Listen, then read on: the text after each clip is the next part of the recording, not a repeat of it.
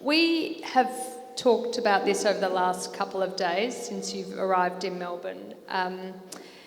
This idea that we've lost the ability to disagree. There's something rotten in our democracy across the Anglosphere. You talked, as I did, about Menzies' warning that without the untrammeled clash of opinion, today's truths become tomorrow's errors. That idea that the science is settled and we can't, don't challenge the scientists when it comes to vaccines, to lockdowns, to climate change, that we can't have a debate because there is one truth, it's been settled, we've decided it, it's in aspic, leave it alone and move on. What is it about the 21st century that has meant we've lost our ability to disagree respectfully and constructively? Yes, well, that's a deep question. I think one of the reasons young people on university campuses are less tolerant of being challenged and hearing disagreeable points of view. I used to think that when they claimed that they found it psychologically unsettling to hear certain disagreeable points of view, that they were weaponizing their mental fragility. They were casting themselves as victims in order to win a political argument. This was a way of silencing points of view they didn't want to hear. But I read The Coddling of the American Mind by Greg Lukianoff and Jonathan Haidt, published a few years ago. And they do take seriously the idea that actually a generation of university students really are quite psychologically fragile and do find it quite traumatic to hear unorthodox dissenting points of view, conservative points of view, Christian points of view. And they blamed their parents for coddling them. Don't we all? Hence the title of the book. Helicopter parents, overprotective parents who invest too much in their children and won't let them play, constantly making them work, monitoring their social activity, limiting the amount of time they can spend on social media. They become obsessive and controlling, and it's all about protecting their children for fear that something bad might happen to them. They need to protect them in order that they might succeed. And so they come to university having been incredibly coddled, having been cocooned in cotton wool, having not ever had to face any real challenge or conflict. And when they hear an idea they find disagreeable, they just kind of freeze up and find it kind of, they can't cope. They can't cope with something they perceive as hostile, so they demand safe spaces. They complain about microaggressions, but it is actually rooted in psychological fragility. And Lukianoff and Haidt point out that actually the way to protect your children from this kind of trauma is actually to expose them to disagreeable points of view, to encourage them to debate other people, to engage with people they disagree with, to armor themselves. So when they get to university, they aren't kind of completely traumatized by hearing alternative points of view. I think that's a lesson that we have to teach parents in the hope that they'll teach their children, that actually hearing opposing points of view, engaging with people you profoundly disagree with, is healthy. It's psychologically healthy. It's not something they need to be protected from. Yeah, and of course our education system as well. Can't speak for the UK, but this encouragement to hear a diverse a wide variety of viewpoints in the classroom, for example, and challenge the orthodoxy, whatever it is at the time, I think is essential to that. Now, you are someone who has had to face significant personal challenges. You were very famously and sort of, I guess, completely cancelled several years ago. But you used that opportunity of being cancelled. I think you lost with just one job, still being the associate editor of The Spectator. But you were able to transform that experience into creating the Free Speech Union, which was incredible. But I mean, how did you find being cancelled and thrown out of 6 jobs? And you know, this was a monumentally challenging experience, all for free speech. Yeah, well, it was quite challenging. I remember. So this happened because in 2018, I was one of 15 non-executive directors appointed to a new higher education regulator in England called the Office for Students. But it was a public appointment, so technically I'd been appointed by Theresa May, our then Prime Minister. And I had been a pretty controversial journalist most of my career. I'd been pretty outspoken, made a lot of enemies, and was unequivocally a conservative. So when I was appointed to this public role, many of the people who I'd antagonized over the years saw this as an opportunity to get me. And the Department for Education, or Downing Street, released the information that I'd been appointed to this body 1 minute after midnight on New Year's Day 2018. And the Guardian newspaper got it into its head that the government was trying to sneak out this information under the radar because it was quite controversial.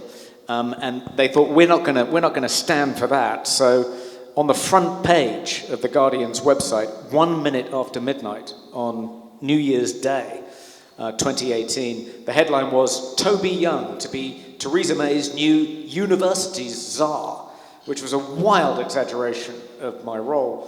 And that was like a bat signal to the offence archaeologists, who immediately set about sifting through everything I'd said or written dating back 30 years, looking for material to be kind of performatively outraged and offended by. And because I'd been a controversial journalist my entire career, it took them about 5 minutes to find a Tutankhamun's tomb's worth of material. And I was trending on X by 12:05. And it didn't stop for about a week because it was, the first week of the new year. It was a slow news week. There was nothing else to write about.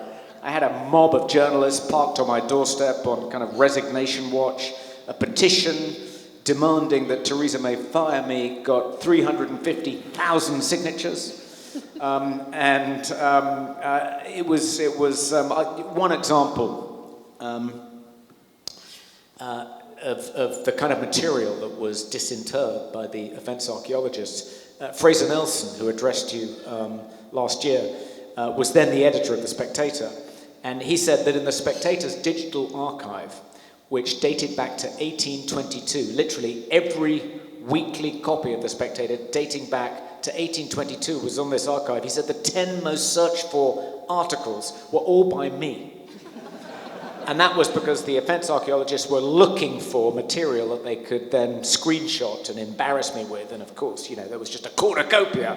And someone found an article that I'd written in 2000 challenging Britain's censorship laws, arguing they should be more liberal. And in the course of this article, I referred to Philip Larkin, a celebrated British poet, as a fellow porn addict. And the sub-editor, who wasn't a huge fan of mine, put at the top of the column, "Confessions of a Porn Addict." And an offence archaeologist stumbled across this article and screenshot it, put it on X, and half an hour later, the Evening Standard, Britain's biggest selling evening newspaper, ran a story with the headline, "Theresa May's new universities czar confesses to being pornography addict. And the Times then reproduced this the following day. And, but stories like this came out on an almost hourly basis. And after a week, it was 8 days, I think, I remember my wife, Caroline, actually was very loyal, very steadfast, but said that if another mum came up to her at the school gates and said, "Are you okay?" she was going to punch them in the face.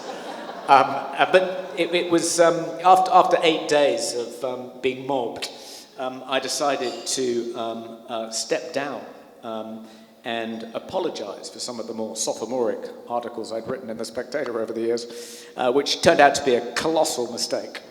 I thought that would draw a line under the whole affair and I could just get back to my life, but it turned out that was like throwing a hunk of raw meat to a shoal of piranha fish.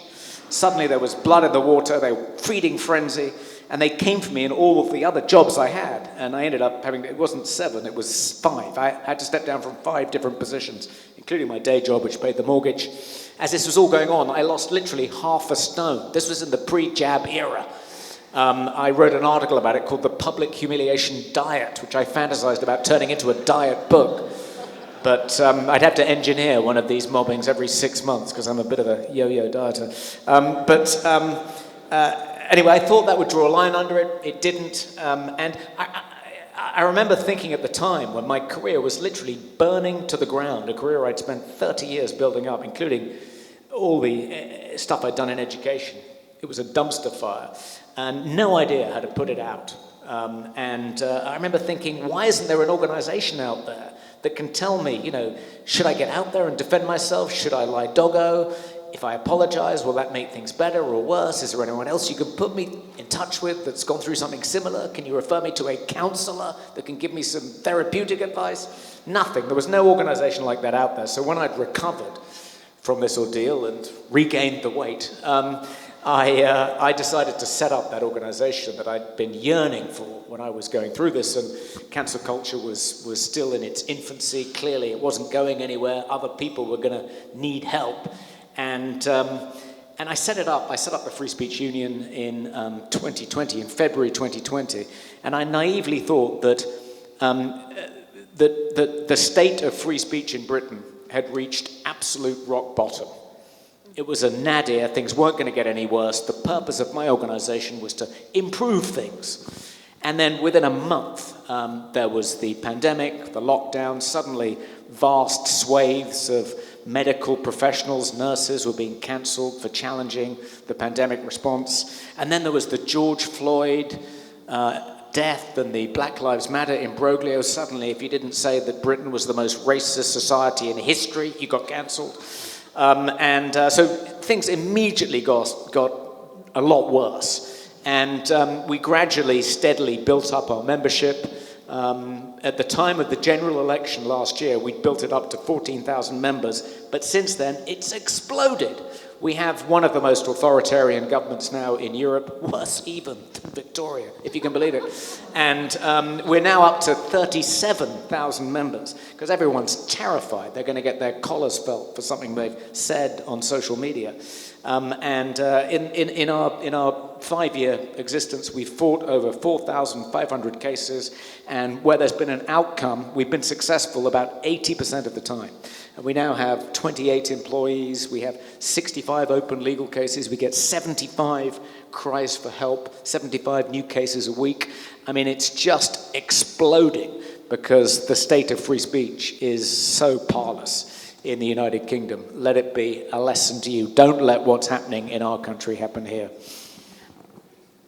Toby, I mean, it's an incredible story. You said you have had 4,500 cases. Is there one case that really was the sweetest victory of all? I mean, a case that you won, of course, that really epitomises the work of the Free Speech Union and its worth? Yeah, I mean, it's well, there's one case that I was particularly proud of winning, which was a former Royal Marine called Jamie Michael.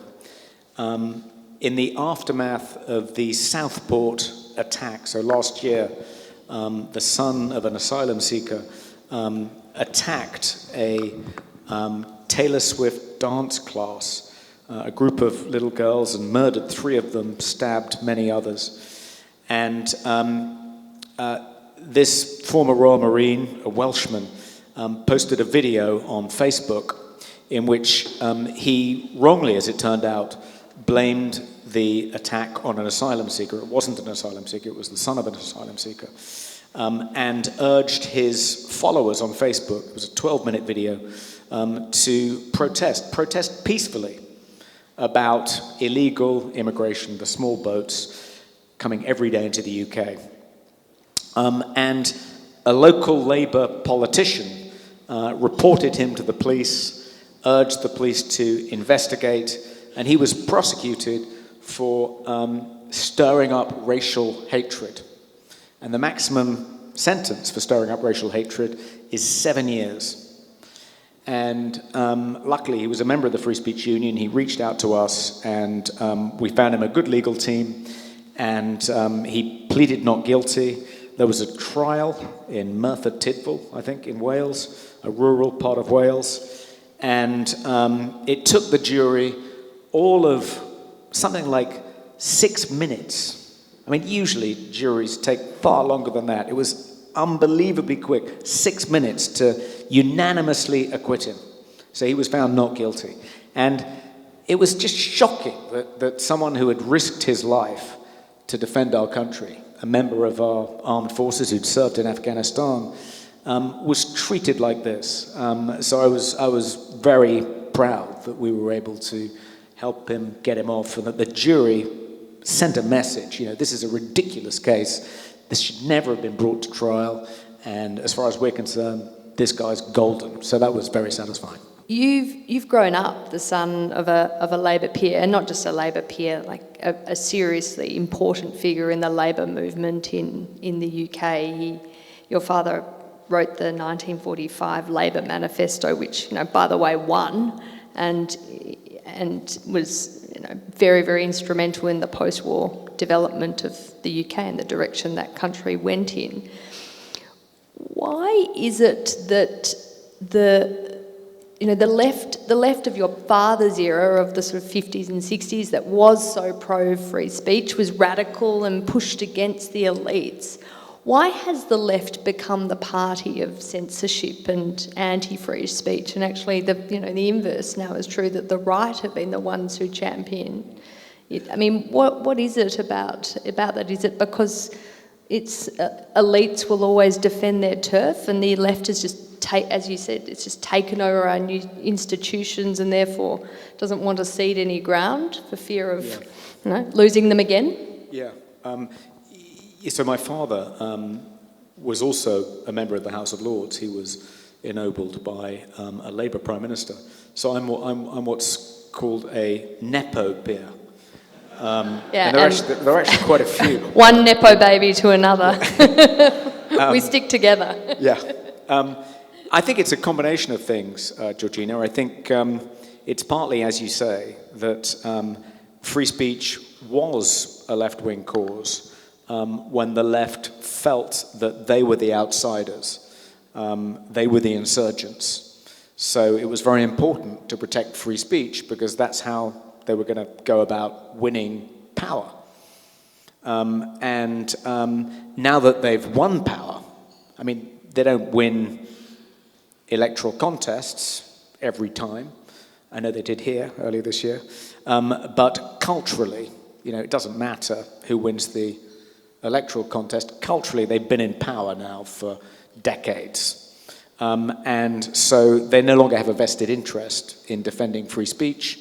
Actually, they have a vested interest in silencing conservatives. But I also, to be fair, there are lots of members of the old left, some of whom are members of the Free Speech Union, who are still staunch defenders of free speech. It's really I think the assault on free speech has come from the new left, the identitarian left, who sign up to this neo-Marxist, postmodernist critique of liberal values like free speech. They think that there can never be a level playing field. The idea that we can subscribe to these neutral rules that referee political debate. They think is for the birds. It's just a naked struggle for power. There's never really such a thing as free speech. It's just a mask by which the powerful oppress the oppressed. So I think it's that kind of Marcusean skepticism about the value of free speech informs a lot of the current identitarian left's hostility to it. Toby, I had 12 questions to ask you. I've asked 4 and we've run out of time, which is pretty disappointing. So I hope you all won't mind that I eat into your dessert eating time by asking just one more. So Britain, I think, was really seen as the home of robust debate. In the Anglosphere, it's where free speech really has its core, and yet it's now leading the Anglosphere as one of the worst place in the world for free speech. What is it about Britain that has led to it, banning disinformation? You have people like Graham Linehan being arrested when he arrives in Heathrow because he sent a few tweets before he got on the plane. I mean, this is, I think, a terrible indictment on what once was a bastion of liberal values around the world. One eye-catching stat which the Times produced a few months ago. They did an investigative article about the number of people being arrested under suspicion of committing a speech offence in the UK, and they discovered that it was over 12,000 a year, which is over 30 a day. Often, if the police conclude that actually you haven't committed a crime, they'll record the episode as a non-crime hate incident, which sounds like something George Orwell dreamt up in 1984, but it's real. And through a succession of FOI requests, we've discovered that the police, since this concept was introduced in 2014, in England and Wales alone, have recorded over more than 250,000 non-crime hate incidents. And if you apply for a job which requires you to produce an enhanced criminal records check, a job as a teacher or a carer, or if you want to volunteer at a charity, an NCHI, a non-crime hate incident, can show up on your criminal record. The fact that you didn't commit a crime can show up on your criminal record, and it can stop you getting the job. And the police are so busy investigating what complaints about what people have said on social media, investigating non-crimes, that they don't have a moment to investigate burglaries or auto theft, muggings, rapes, murders. I mean, it's extraordinary. In something like half the postcodes in the whole of the United Kingdom, no burglary has been solved in 18 months. I tell my neighbours that if they get burgled and they want the police to actually come around and take fingerprints, make sure you spray on the door, "Trans women aren't women," and report it as a hate crime. Literally, they'll have a helicopter overhead, 6 squad cars outside. That's the only way to get the police to take any interest in a home invasion. Why has it happened? I mean, it's partly an accumulation of laws that for years weren't really used. I mean, even our Prime Minister, Sir Keir Starmer, when he was Director of Public Prosecutions, said there are in fact lots of laws on the statute books which would enable the Crown Prosecution Service to prosecute people for speech crimes, but more often than not, it makes much more sense to just tell people to delete whatever it is they posted and apologise and be done with it. And that common sense approach has gone in the last, in particularly in the last 12 months, but the Tories too presided over a systematic erosion of free speech. And we've just found ourselves in this kind of Orwellian, dystopian world. I mean, it's sort of like, so much of it is almost comical. I mean, Graham Linehan, a celebrated comedy writer, who should be, honoured. He should be in the House of Lords with me. I mean, he's created a succession of brilliant comedy shows that have become national institutions in the UK, like Father Ted. And he was returning to the UK a few weeks ago, and he was arrested by 5 armed police officers at Heathrow Airport because of 3 tweets. I mean, there's a comical, I call it Carry On 1984. It's like, it's the Keystone Cops meets the Stasi. But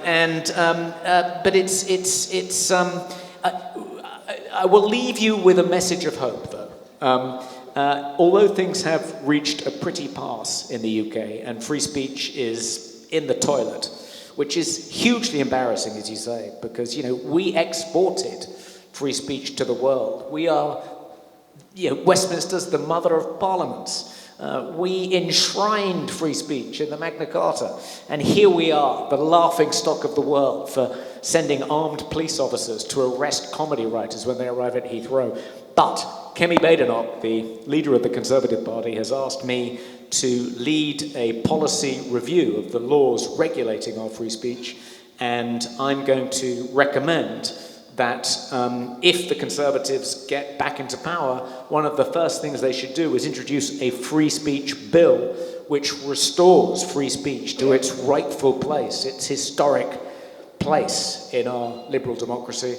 And I'm hoping that even if she doesn't win, if Nigel Farage wins, he'll just take this policy and implement it too. And I think if the Conservatives reform, some combination of the two, form the next government, if they, between them, defeat Labour in the next general election in 2029, admittedly quite far away, then I think there is some hope. I think free speech is becoming a more and more salient issue. The British public are becoming more and more pissed off that it's not being better protected. The police are becoming a laughingstock for spending so much time, so many resources on investigating hurty words and not proper crimes.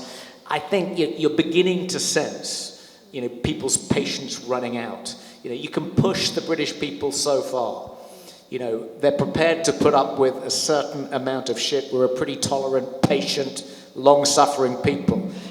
But if you push them just that little bit too far, they will eventually turn and stand up and fight. At least I'm hoping they will. And so I think even though free speech is in a parlous state, in a more perilous condition than it's ever been since the Second World War in the United Kingdom, I think in due course, God willing, it will change.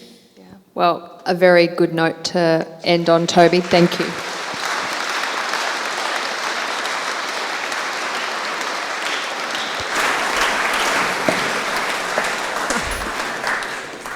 Thank you, Lord Young, Toby, for your thoughtful, challenging, very entertaining in part, but very timely speech tonight.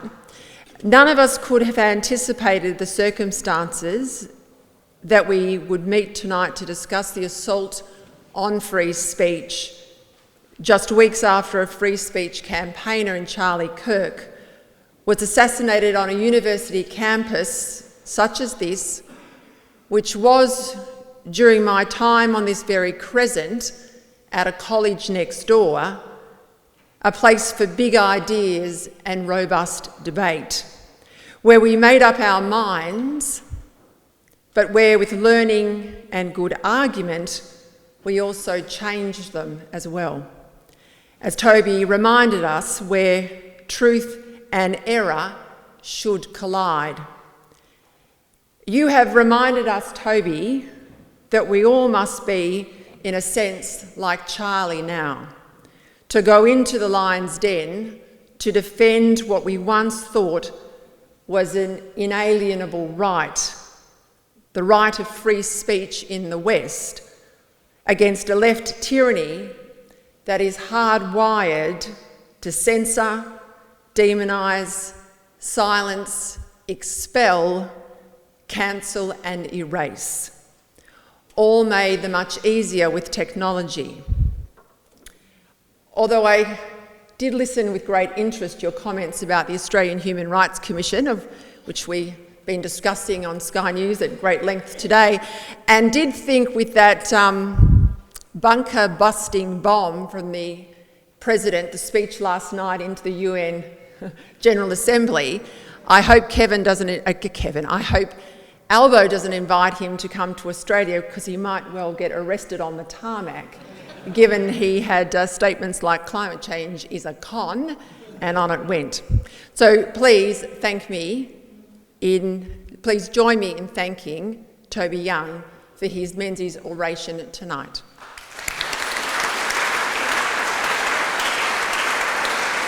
Now, I would also beg your indulgence.